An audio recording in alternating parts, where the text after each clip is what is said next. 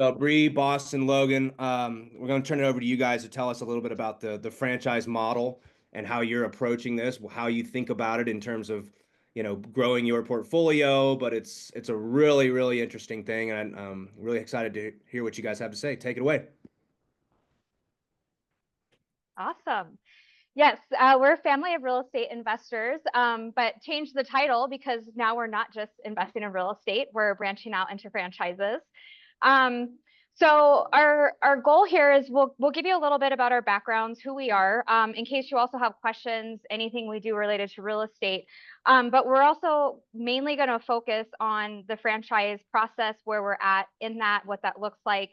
We're going to talk at the end about how we're raising capital for this venture, and then hopefully save some time at the end in case any of you have questions about Alloy in particular, which is the franchise we're buying into, or the franchise process in general. Okay. I'm like, how do I go to the next slide? It's been so long. I used to teach college classes, and I feel so dumb right now not knowing how to move the slide on to the next. There we go. All right, here we are, our lovely faces.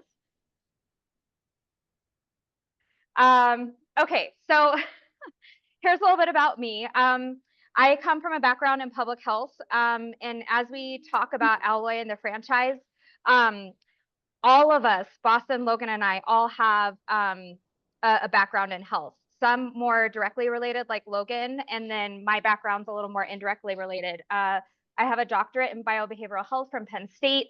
Accidentally fell into real estate, and that's a whole other story. But after a year or two since I started investing, Logan and Boston joined the business, and we're now in 5 states. I actually forgot to add one here. We're in Pennsylvania, North Carolina, Colorado, Nebraska, and Arizona. So Hey,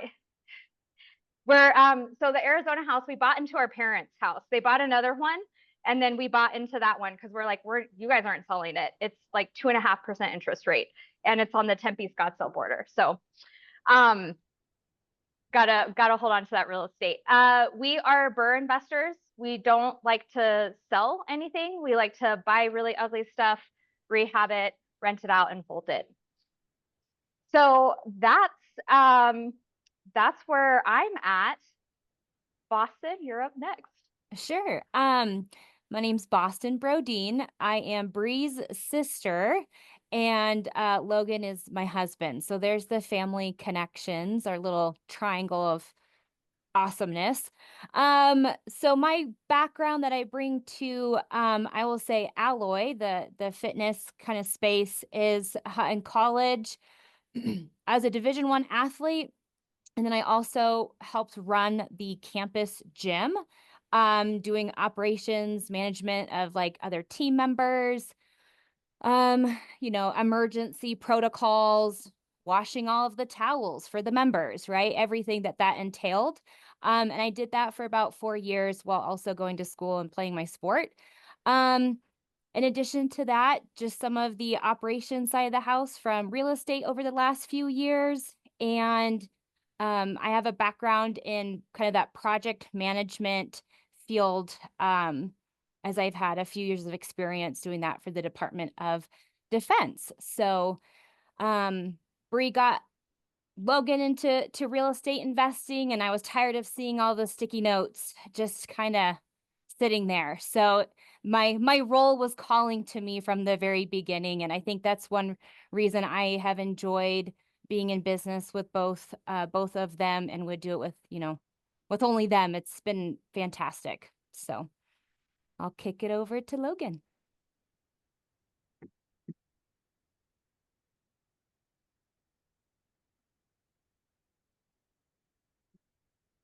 So Logan Brodine, obviously Boston's husband. Really, my what I do mostly in the real estate side of the house, I tell everybody, it's like in sports, I'm that utility player, right? So wherever they got to plug me in, that's kind of what I do and where I go. So I do have some background in construction. I did plumbing through like high school and college, and was just always on the job site. I grew up on a farm, so I'm pretty handy as well. Most of my background is in health and fitness, human performance. So I do have master's degree, undergraduate degree in exercise science. I do have all the alphabet soup certifications, CSCS, RSCC, Star D. So my journey really started in the collegiate level, intern, grad assistant. I did do a small stint in corporate health and fitness. I did a small stint in high end, like $3,000 a month, personal training centers. I've done cardiac rehab. I've actually done some geriatric work as well. And then I was one of the original tactical strength and conditioning coaches for the Department of Defense, trained Navy SEALs, trained Green Berets. Once again, yeah, collegiate athletes, and I've done a little work with professional athletes as well. So we will dive in a little bit on, yeah, alloy.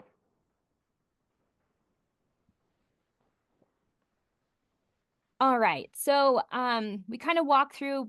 Oh, Bree, did you want to show the video? Yeah. So Okay.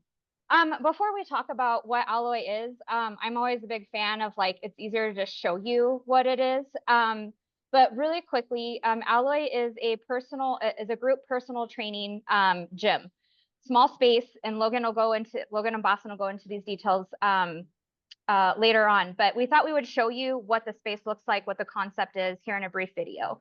I shared the sound, so fingers crossed that this works.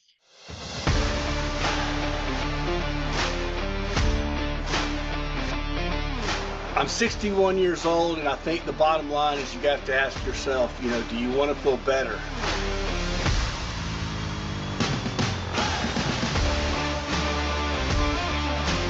At 70 years of age, I want to look better.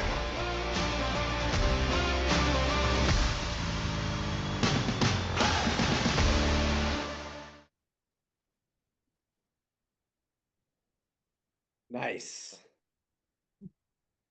All right, go ahead, Boz and Logan, take it away. All right. So we've kind of shared a little bit about our backgrounds in real estate, but as we've gone through our real estate journey, together, the core of what we've been able to do and been successful at is those BRRRR type properties, where we're able to buy something and then identify and add that value to it. So we buy, we rehab, we rent, we refi, we repeat. So that this strategy over and over again has been able to allow us to return capital to investors and continue scaling by buying more properties. As we started to really evaluate our long-term wealth strategy, which real estate is an extremely critical piece of at least ours, and I would imagine others on this call and in the club, we started looking at the bigger picture though. How do we continue to scale? What are the levers that we have? What do we need to reevaluate? How can we diversify? What are our individual strengths and then our collective strengths? And then to tie it back into some things that we've talked about in the club is, what's our A-timers that we have, right? All as individuals and then collectively as a group. And why that was really important was it started to narrow down some things that we, we're looking at. And that's where franchising and the alloy model really shined and came into play for us. So what is alloy? We watched the video. Alloy is a small group personal training franchise. The small group is no more than 6 members at a time, working with a personal trainer or coach to go through their individualized plans. The business model of alloy is really efficient, and some of the main reasons why we were attracted to it. The space that it requires is only about 1,500 to 2,000 square feet. And then we only need about 3 to 4 employees to really operate this business, which to us is really important, as human capital is always a critical piece. And we did like the low numbers. So it's not, the more people that gets involved, sometimes that can just be more complicated. So for us, as we evaluated what we were looking for, that 3 to 4 employees really made sense. Each gym also needs 130 members on a recurring basis to hit the numbers that we're looking for. Alloy also focuses heavily on that personalized, high quality training in that small group setting.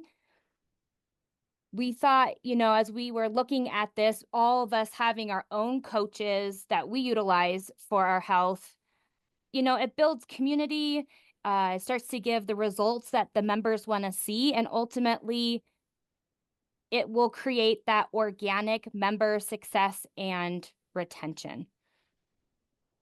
To add on to another reason why we chose Alloy is as we were going through the dating process with them, which Logan will speak to later on, we had a chance to talk to the CEO and COO, and I asked them if they had any debt on their end, because as we know with franchises, once hedge funds get involved in private equity, a lot of the decisions can then be made from those people perspectives and not necessarily what's best for the franchise. And they have yet to take on any debt. So they can make their decisions for their franchisees from a place on what's good for everyone and not at the pressure of private equity or hedge funds. So that was another reason why we chose them.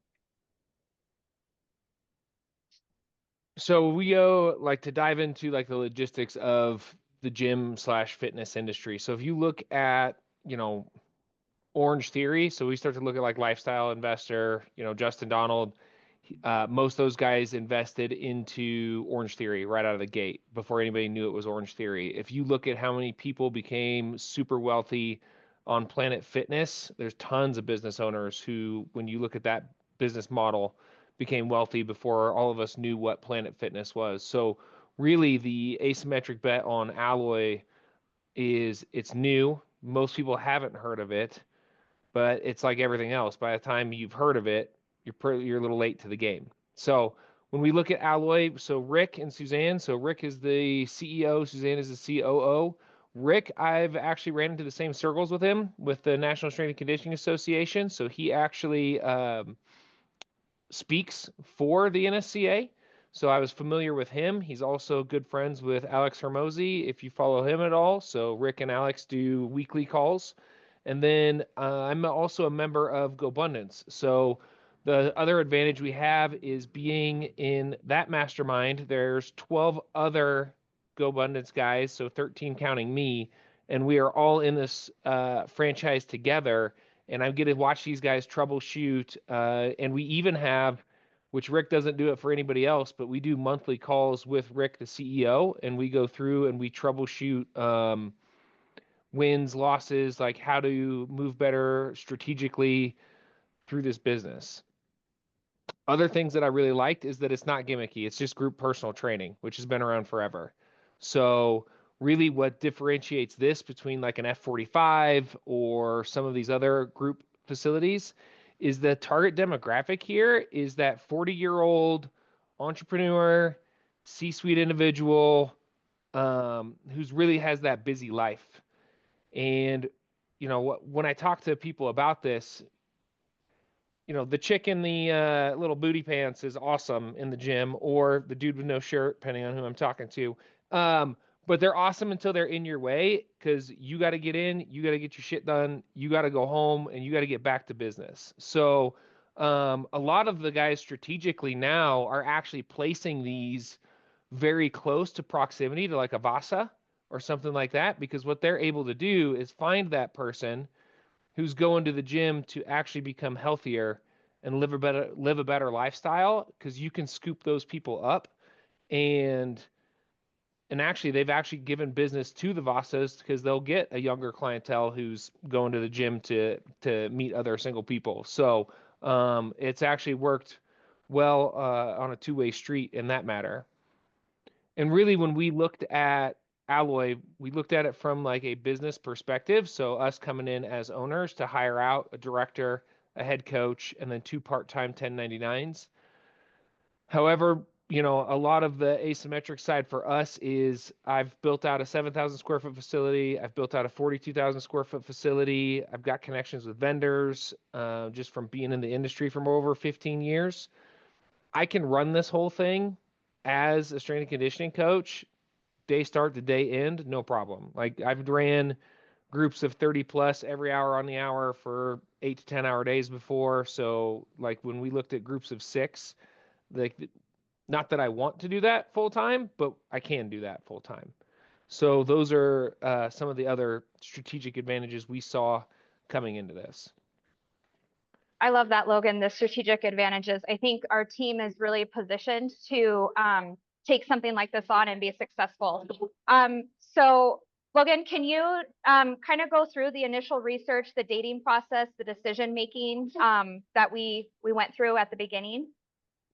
Yeah, so if you're not familiar with the franchisee franchisor process, it's you know, to go on the sports theme with Paul here is that it's definitely a recruiting process, right? Like they give you the sunshine and rainbows. Once they figure out who you are and they know they want you as a franchisee, they're recruiting you just like athletes get recruited in college. Now, I mean the game's changed a little bit with NIL and everything, but you know, it's typical like we're told all of the things on the front end, and then there's always a little bit of that, you know, okay, once we're in it, once we sign on the line, what's it really like once your boots on the ground, right? It's like being that white kid that's told you're a running back, and then you realize you're a white kid and you're a linebacker, you know. So now that we're in it, and now that we're going through the process, it's been fantastic. So we've really narrowed down the location in Springs. So we got the target demographic, who we're looking for, what neighborhood we want to be near. We've really started to get the LOI. We've got 2 LOIs out right now. Well, we could have more, but there's 2 locations that we're really dialed in at.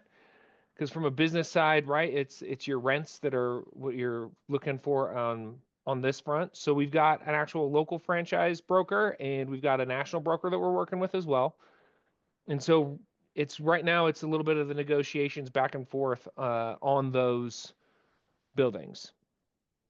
And once we're done, and to project a little bit, once we negotiate the building, which it's been great to shoot some of those ideas back and forth with the other guys in the mastermind on, and actually making sure, like seeing what they've missed in theirs and what we need to adjust in ours has been fantastic. We also, I guess I kind of glossed over this, we also meet with the other Alloy franchisees that are based in Colorado as well. So we do quarterly meetups with them too to see what they're seeing in their market.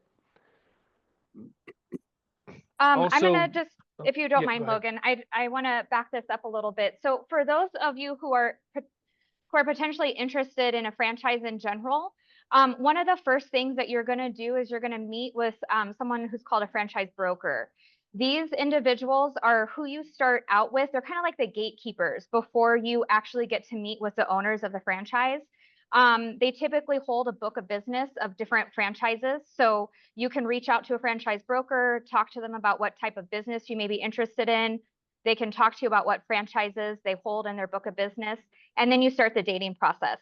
I think Logan started this over a year ago, having monthly meetings with the brokers and just going through different aspects, everything from the financial modeling to our experience, all different aspects. And then once there's like, okay, you're good, you've passed, then that's when you get to meet with the owners of the franchise for what's called a discovery day. So we were brought on site last fall. We got to meet with the full Alloy team. They're wining and dining us. And we actually got really lucky. Usually they bring out a lot of different groups, but they had several groups canceled. So it was only Bostyn, Logan, and I. So we got white glove service. It was fantastic. And a lot of FaceTime with Rick and Suzanne, which if there were 20 other people there, we wouldn't have had that experience. So that's just sort of the higher level process for those who are interested in franchising. If you're interested in buying a business, but want to have something that's just already made out for you, get connected with a franchise broker first. And then they'll walk you through that whole process. All right, go ahead, Logan. So yeah, so and thanks, Brea. I did kind of gloss over that part. Yeah, so right now we're, like I said, we're in the location phase, and then once this phase ends, we were already talking with contractors. We're getting, I mean, it's a gym, so really the locations we're looking at is it's an open space, couple bathrooms, an office. That's pretty much it. So the build out is, I mean, if you really look at once you find that location, you're at about an 8 to 10 week build out, and that's including permits and everything else. So after that, you start doing marketing and advertising and pre-sales, and I mean, you're up and going. Um, Not sure if you guys are showing slides, but I think I don't know. I couldn't tell if it was on the right slide or not. Cool. I wasn't sure if you were talking from a slide and we just couldn't see it. Cool. Never mind. Didn't mean to interrupt. Oh, you're good. You're good. You're good. yeah. So right, so I think just to cover a little bit, so we briefly touched on day-to-day operations. So really how it looks is with group personal training, people walk in, the personal trainer or coach has about 10 seconds because they're supposed to really introduce that person. So Paul comes in the room, first thing is, "Hey Paul, how's it going?" So it's a little personal touch. If it's their first time, they obviously go through a health screen. They do a functional movement screen after that, and they do a body composition analysis on a DEXA, not a DEXA, on in-body after that. So you've got the in-body, the FMS, and the health screening. Once that's done, then when people come in to their group, really the stickiness behind this is it's small group, similar age groups. So you got people going through a similar season of life, and with the price point, they're all financially about the same as well or similar. So looking at that, the stickiness is the community aspect, similar to what you would see with like a CrossFit. So they took the community part of CrossFit and then applied it to an older population. The other part is the personalization is once they go through that health screening, next time the person comes in or once they, become a member, then it'd be like that, Paul walks in, it's like, "Hey, Paul, how's it going? Ooh, I see on the screen we got back squats today, but I know you're golfing this weekend, so we're going to make some adjustments. And I know you got that shoulder thing going on, so we're going to tweak some things here and there for today's workout." So it's really individualized for the person, even though you're working out in a group, which I really liked as well. Because once again, when we look at the fitness industry, it's not gimmicky. There's no it's what's been around forever, which is personal training. Boston, before you kind of chat, I just want to back it up again. Because while we're going into a lot of details about Alloy, we want to also provide information that may be useful if you are interested in exploring other franchise opportunities. So let's talk about how we're funding this. There are a few different ways that people can fund their franchises. So one, you just all cash, right? It's the same as real estate. You can buy into the franchise with cash, have all your construction costs be cash, totally fine. A lot of people do the SBA loans. Boston did some exploring there and found that it really wasn't super advantageous for us. They just had too many restrictions. Some people that we know are pulling like a HELOC out from their house or getting other loans or other personal financing options. People can do private lending, partnerships, bring in a capital partner. I will be talking about at the end how we are financing this because we are taking a playbook out of real estate and using like a syndication fund model. Yeah, that's a really good segue into anybody who is thinking, how do I add to my portfolio? Franchising, let's own a business, and what that means, and maybe some questions to think about. So, choosing the right franchise for your goals. How does this ownership, how does this business fall into the design that you have for your life? Are you going to be passive? You want to be semi-active? Do you want to be extremely hands-on? As we looked at Alloy, We want to build it and run it in the way that we are owners and we're not in the day to day. We also know through our real estate experience, you have to step in from time to time. And so, really understanding what resources does that require. That would require Logan to show up on site and do X, Y, and Z. That would require for Brea to do X. That this would require Bostyn to do Y. Having some initial conversations about what that looks like. Making sure the business model is proven, right? Revenue, profitability, scalability. Alloy's model has been around for a long time. Brea and Logan talked about, personal training is not a new thing. It's people enjoy it. It's going to stay around for a while. We have all invested in our own, personal training as well. Does the market make sense for the business? One example that came to mind as I was thinking about this section, there's a boutique soda shop in Colorado Springs that opened up, and then like a few months later, they closed their doors. Well, we ended up finding out that this is a franchise out of Utah, and they're doing great in Utah. Well, Utah drinks more soda than Colorado, and that this franchise just didn't make sense for the market. So even if you're really passionate about this business, really just asking ourselves, does this make sense for where I'm going to be putting it into place?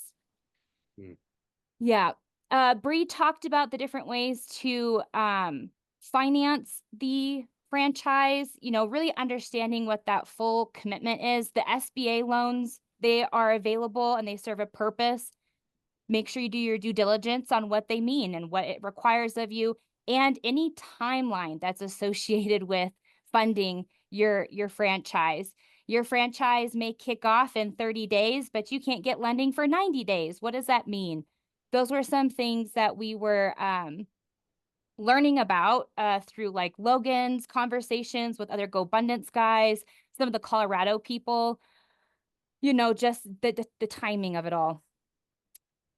Brea alluded to this earlier as well in terms of the franchise leadership and their own exit strategy. We were able to have a pretty candid conversation and ask them, what are their plans for this franchise? How are they going to exit? Yes, this particular one is debt-free. As different franchises, add in private equity funds, venture capital funds, that changes the culture of the franchise. It could change the operations and it could change a lot. So just understanding where the franchisor is at in their own journey and process is key. And then getting a hold of other current franchisees. Alloy does an annual conference to get everyone together. You can even bring your directors. So there's an opportunity to meet other people in other states, other markets. And then Logan talked about the community and collaboration that the Colorado Alloy owners have been able to start. It's been really helpful hearing, other locations share what their lessons learned have been, any troubleshooting that might happen, how to write in a couple of incentives and contracts for your staff. Really, really important there for that community. And Paul, you always talk about real estate is a team sport, business is a team sport, franchising is a team sport. So it's just important there. And then I think the last piece, if you're thinking, oh, how would I get into franchise space? What franchise would I pick? What's your own long-term goal? How do you see this going? Is it something that's scalable? What's your exit strategy? Some people want to own multiple locations. Some might only want one. Some franchise owners sell after a few years. Some want to hold on for a while. So just, taking some reflection and then looking at your finances and your strategy on what actually makes sense as you pursue something like this. Can I ask a little bit about the client? Because, this is when I first heard you talk to me about this, Brea, what I liked about it was, it's a very niche type of client. It seemed like Like you're not going for the person who's got $20 to spend to go to some Globo gym. That's a very volume based model. You've got to find a lot of clients and it's a lot of churn. But this client is you said it, like typically someone in their 40s or up, and they've got, C-suite director level type roles. And again, from what I'm hearing and what I understand about it is these are the types of people who will pay. What is the membership cost? Like, I think it's like $400 a month, something like So that. really, one of the strategies we looked at, Paul, because this is a great question. So one of the strategies I was talking with the other guys who are owners, the other GoBundance guys, is really what you look at is it's the individual who's looking to pay for personal training, right? So what you do is you look at personal training costs in your area, and since it's group personal training, I think you can go anywhere from like 70 to 80% of that cost per session, and then that's really what you can target your sessions at. And so this is where you look at it nationwide. Like personal training in Colorado is going to be a heck of a lot different cost than personal training in Iowa. Yeah. So really what you look at for it's per workout session. And then what they do is you break it down to like how many sessions per week do you want? 1, 2, or 3. And then that would be their monthly cost. Got it. Okay. Yep. But yes, Paul, to your point, I think when we walked the location in Highlands, like the typical cost was like 3 sessions a week, and you were paying $400 a month for that. Yeah. I mean, that is someone who is paying that money with intention, right? Like, I don't know a lot of people who pay $400 for a gym and then just don't go. I would imagine that it's like, I mean, maybe are they just not showing up? I wonder. You have people who just pay you that kind of cash because they want to feel better about their health, but they don't actually want to do anything about it. So they get a gym membership and they're supposed to go to personal training, but instead they go grab beers with their buddies and tell their wife they're going to the gym. I don't know. I always found it interesting to like, that's always been my preference is to go to, how do I say this? It's better to sell things to people that have money. I don't know. I've found that. This model fits seemingly with that. So I don't know if that weighed into your decision on Alloy or not, or if it was more of like a personal draw to personal training, but I don't know. Rich people pay Yeah, better. they do. And Paul, like to our conversation that we had last night where you were talking about the values of your company, Bostyn and Logan and I mean, it's not as fleshed out as yours and it's not as like metaphorical, which we might have to revamp ours. But one thing that we value is community and relationships. So when we're looking at gyms, the Planet Fitness, like we don't like the churn. What we really liked about this is we actually get to have 130 members. We get to know them personally. If someone's not showing up, we'll be like, hey, Paul, are you drinking again? Why don't you get your butt down here and like, get in here for some personal training? So we loved that. And to share like a little anecdote, when we were at Discovery Day, the COO, Suzanne, was Rick's client for over 30 years in his original Alloy. And so she showed up day in and day out for over 30 years. And he saw that she had some value to add. So when he wanted to franchise, he pulled her into that. And so that for us really aligned with like our values as real estate investors, with maintaining relationships, with having a small core group of people. And so we really liked that about this business model. And they have money, so they can pay. So it's great. Yeah, I think to say what Bree said in a similar fashion is, we're in Whale Club and other masterminds because we want to be around other people who are on a similar journey in life and that we want to do business with and that we want to be around. And I'm probably not going to find that same person at a Planet Fitness, right? Because they're paying $10 a month. You could, however, when we surround ourselves around these clients, just like she talked about with Suzanne, these are people who would possibly invest in our real estate business, or we would possibly could partner with them in a business that they have going on, or something along those lines as well. So that's something that we took into consideration. That's so funny because that's like the first note that I said. I don't know why that didn't click to me before, but it's like, hey, serve the types of people that could also be able to fund other things. Again, you build these relationships with people, they pay you for personal training, you build that trust. Oh, by the way, we're raising cash for this multifamily deal we've got. down in Canyon, and we need another 250. What do you say? That's how I've raised most of my money, right? It's like you have the relationship and it's just that simple. Hey, we need another 250. You wouldn't know anybody who might have that, would you? Actually, I have it. Yeah, so I love that. That's fantastic.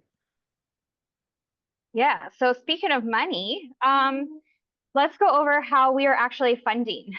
So when Bostyn and Logan were doing due diligence on the loans and looking at SBA loans and other types of loans, it's just like, why are we doing this? We have a syndication that we raise capital for that's going pretty well.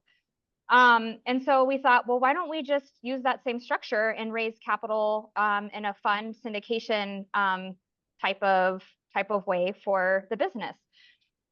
So we set up a fund structure, had our lawyer set that all up. And let me back up. So one thing, when we were looking at this opportunity, we have the same mindset as with our real estate. We're not just going to do one. We're going to go big or go home. So we're testing out this one with the idea of we want to set up 10 to 12 of these within a region and then have a large wealth exit. So to do this, we need to leverage other people's money. We don't have enough capital to set up 10 of these all in cash. And even if we did, that may not be the best use of cash, right? Because we can leverage. So that's how we got to the let's use a fund structure. So the way the fund structure is set up is it's an 80-20 split. So whoever invests with us as an LP is going to get 20% of all of the profits from the location and then 20% of the proceeds from the sale. Now, what makes this really interesting, and Paul, I know you're starting to look at this with the potential of selling your construction business at some point, is the whole idea of an EBITDA, right? So the EBITDA is earning before interest, taxes, depreciation, and amortization. So it's a metric to figure out what your business is worth and what you can sell it for. When you have a region with multiple locations, your EBITDA metric is a lot higher than just selling one. So if we were to sell one alloy, just based on some initial research, we're looking at like a 3 to 5x EBITDA. If we're looking at selling a region of 10 to 12 of these, we're looking at a 5 to 8 EBITDA. So when you talk about a huge wealth event, like that's our goal. So for people that invest with us, if they invest in more than one with us, we will give them the ratio of however many they invest with us with that higher EBITDA. So if someone came along and was like, I'm going to put 25K with you for all 10 or 12 locations, and then we sell those off at an 8x, they're not just getting 20% of the sell of each location. They're getting that ratio that's increased. So we thought that made this a really enticing opportunity for people who want to potentially kind of have their capital, set it and forget it, have a little bit of cash flow, but to have a pretty large wealth event in a 5 to 10 year time horizon. We also like to take a page out of Justin Donaldson's book. I don't know if anyone has read it, Lifestyle Investor. It's a great read. One of the things that he talks about when you evaluate a deal is looking for deals where at least your initial capital is returned quickly. So anytime that we structure opportunities for people, we always like to keep in mind how quickly can we return that capital. One, so then everything else is just icing on the cake after that. And two, we want people to continue to invest with us. We don't want people investing with us once. We want them to invest with us over and over and over again. So our goal is to return any initial capital within 2 years so that people can keep placing money as we continue to open these locations. So I know some of you have mentioned that you guys are just in it. You're always putting your capital back into your business. We have a low minimum of 25K. If it speaks to anyone as an opportunity where you want to place some capital, please reach out to us. We can go through the PPM with you, how this is all structured in more detail, talk to you more about our experience, our plans. We can even, once we get a location locked down, we can even have, you know, come on site with us. Let's walk it. Let's see what this is all about. So yeah, please reach out. But that's our spiel. So if anyone has any questions, let us know. Love it. Great job, you guys. Who's got any comments or questions about the franchise model? I find it fascinating. I really do. My first thought, and I'll just kick this off, because I have lots of thoughts. Um, like obviously buying a business is slightly different than buying a franchise. You're sort of buying a business in a box, like you have to build it still, right? It's like here's all the pieces, kind of like you're sort of buying like what am I trying to, what's the IKEA? That's the one I'm trying to say. Maybe it's a higher quality than IKEA, but it's like, I mean, here's all the pieces and here's how you put it all together, but you guys have to actually go find the site and, hire the people and, get the marketing messaging and all this stuff out. Now you have a playbook and how to do it, but that is slightly different than just buying an existing, let's say, business, right? Maybe you could talk to us about your thoughts on that and like, what's the difference there? So I'll take it first. Really, I took like just knowing people in the industry, like that was one thing that I constantly got was, hey, why not buy something that's already there? Why not? You have all the connections, you know how to do this. Why join a franchise? And really, when we looked at this as a team, it's just like you said, they give you the playbook, and yes, you're starting from scratch. However, like we mentioned at the beginning, it's like the Orange Theory of the Planet Fitness. Like you're getting in on the beginning levels of it. And really that's one of the goals of this is like, hey, we can be on the ground floor and open up these new territories. Because when you start to look at other gyms, like even like if I look at the one down the road, like if we were to buy this gym and try to improve it, it's like, oh, are we going to upset all of the regulars? Are we going to have to worry about, client churn? Are we going to have to like worry about all that stuff on top versus starting from scratch on it? Yeah. The other thing to add to that is branding, right? So the reason you join a franchise, or one of the reasons that should weight heavily, is the owner's ability to brand. Who doesn't know what Orange Theory is? You say that name, everyone knows it. You know Planet Fitness, you know Pizza Hut, you know Subway. So yes, the idea is yes, you get in at the beginning, you get in with a good franchise owner that has some good plans in place as far as branding goes, and now you have name recognition. No one's gonna buy Logan's gym for an 8x EBITDA. No one. Logan can Average have the Joe. best gym. Yeah. What about average Joes? I don't know. I think there is an exception to that. Oh, maybe. Yeah. But that's what you pay for. Part of it when you consider a franchise. So yes, the playbook, but also brand recognition. It's like a network branding effect, right? Like you guys benefit from the network effect of the brand across even inside of your own market, right? Like we went down to see that guy, I forget his name, down in Highlands Ranch because I went and saw these franchises. I was like really interested in it, considering investing in it too, right? Just because I wanted to learn about it. I like pressing on buttons, so they were pressing on a button. I was like, "Ooh, this one's pretty cool." And I had a couple questions immediately. What was like, one, how do you get clients? And because that was my first thought, like, how do you get clients? Where do they come from? You're stepping into a new territory, and you answered that. And I'm sure you'll hit on that. But also, I understood this as more of a potential to exit, to make a large exit. It was less about the cash flow because you guys have that reliability on your barbell already inside of your real estate business. You have all these things. So, like, for one, yes, it served as a cash flow kind of intermediate, like in the short term, but you're not doing it because of that. You're doing it because you're like, well, this is a potential 10, 8-figure exit in 5 to 10 years. Did I have that right? Correct. Yep, just like real estate, right? The way we buy real estate is yes, you want it to cash flow, right? You don't want an asset that's underperforming. So yes, we want these businesses to cash flow. That doesn't hurt. But to have an 8-figure exit is something that would be way more challenging for us with the type of real estate that we invest in. And so this was the lever that we could pull for a larger wealth event. Yep. And then to answer your question about where do you find members at, it's here, it's in our communities, it's at the country club, it's at the schools, it's at church, it's at, farmers markets. Like it's just here, it's in the background, like right where we're at. A lot of the stuff that we do from the real estate side is out of state. So we're connecting virtually. Now we're connecting with people like in person, and it's really refreshing. Like I was bummed to miss the dinner last night because it's nice to be able to go and poke people like, I can actually touch you, give you a hug, say hey. That goes back to how the model works too. You build the accountability within the groups. One example that a story I wanted to share, we went and saw one of the alloys on Discovery Day. It's been, around for a couple years. One of the time blocks, those members have been working out together for like 3 years.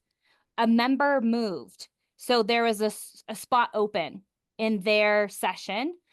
They told the trainer, don't get anybody. Don't get anybody. Let us find someone.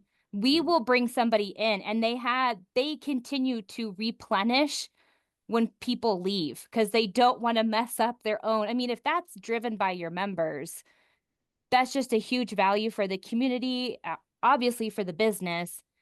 So I just love that aspect of it. Yeah, it's the difference between like transactional versus relationship-based selling. So like obviously these big gyms with big churn, that's just transactions. Yeah, I mean you can build relationships with these people, sure, but like if your model is volume based, your ability to connect with them from a deeper level just goes down inherently, right? So this is not a volume based thing. I always love that. I don't want to dominate this. Does anybody else have any comments or questions?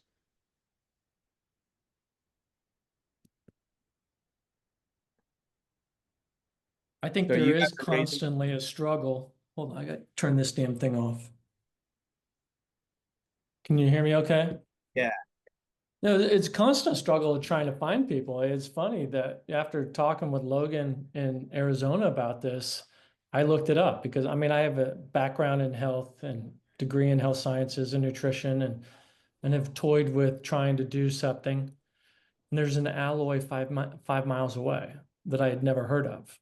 And so I'll be interested to see how you guys like build out that awareness because that's really close. I mean, I've been in that same shopping center. I had no idea what it was. And it'll be fun to watch your adventure.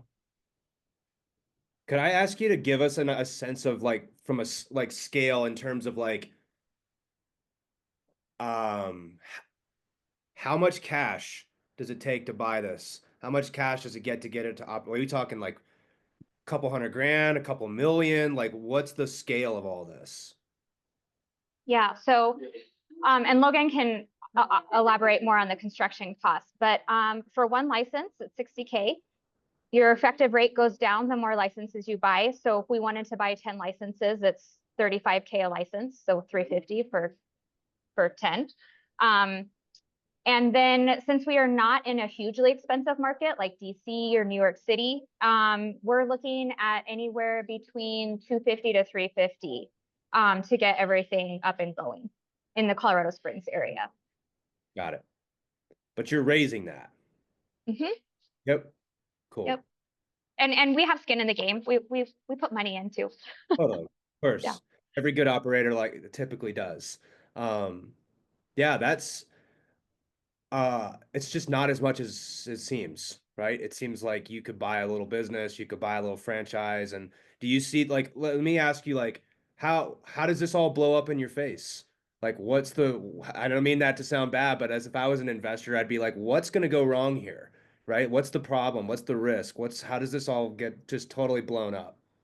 I mean, I think really that's why we chose this because we looked at the worst case scenario. The worst case scenario is we don't hire anybody and I just work my balls into the ground at 80 hours a week at this facility. And so it's like done that before. So Yeah. like that's Yeah. not, and it's like that because like we talked about it, like literally I can run it. Like we don't need to hire anybody, but that's not the goal, right? But that's the worst case scenario. And then we actually sell it, right? So then you end up just like being like, well, this was terrible, and we sell it. Like that would be literally the worst case scenario. Are you selling it back to the franchise or are you selling it to a new Well, potential?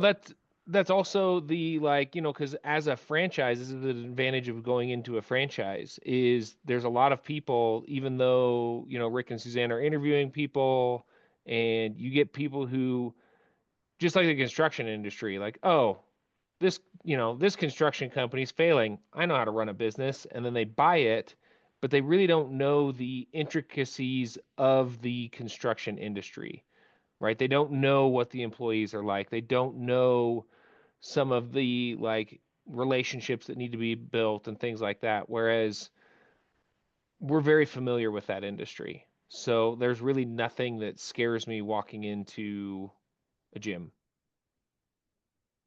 And Logan had learned in one of his meetings too that the people that are failing are the business owners who are unwilling to step in and be on site.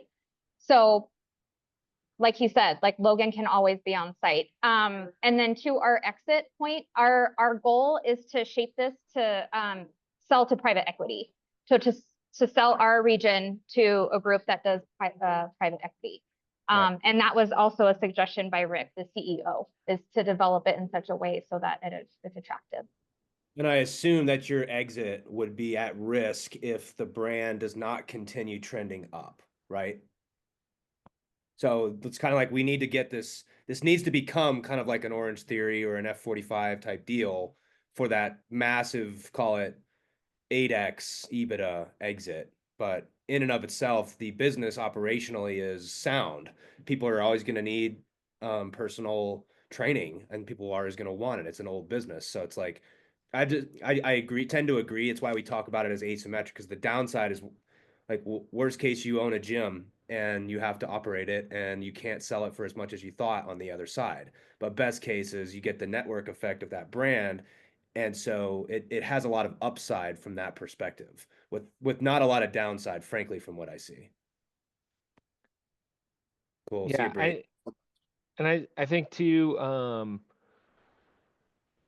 the other things that we look at is there's going to be people who jump into the gym industry who don't understand the health and fitness and gym industry, and will have to sell their location already pre-built at a loss, hopefully to us, and then we can build that out. And so I mean, there's some other strategy along those lines, and like we talked about too, having that network in another mastermind of guys who are all bought in and all bought in with multiple locations and multiple territories, and that really gives you the warm fuzzies that this thing's gonna scale up, because those guys don't, I mean, they're a hell of a lot smarter than me. They don't play around on some of this stuff. So that was gave us a lot of warm fuzzies. I like it. John, any comments from you? No, not at the moment. All is pretty exciting though. I love seeing a newer franchise, and seeing how the models kind of adapt based on current needs and what other ones are not doing either correctly or just doesn't really fit modern culture, I guess. So I like this model. It's pretty cool. Cool. And I know you're thinking about your next move. You thinking about franchising? Sounds very interesting. I would be very interested in having a tour. Cool. Absolutely. Yeah. You have their number, or you want me to make that connection? I have their numbers. Yep. Okay. Awesome.